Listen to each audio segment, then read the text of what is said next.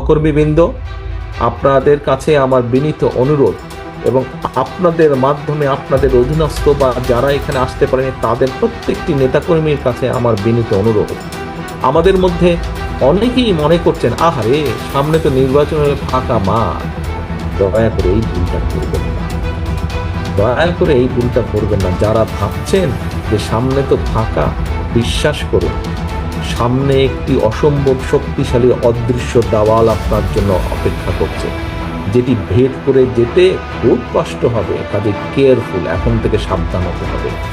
31 দফা নিয়ে যান, জনগণকে বোঝান, জনগণের আস্থা অর্জন করুন, জনগণের প্রত্যাশা পূরণের চেষ্টা করুন। সব প্রত্যাশা আপনি এখনই পূরণ করতে পারবেন না, যদি ইনশাল্লাহ আল্লাহর মতে আমরা সরকার গঠন করি অনেকাংশে সেই প্রত্যাশা আমরা পূরণ করতে সক্ষম হব।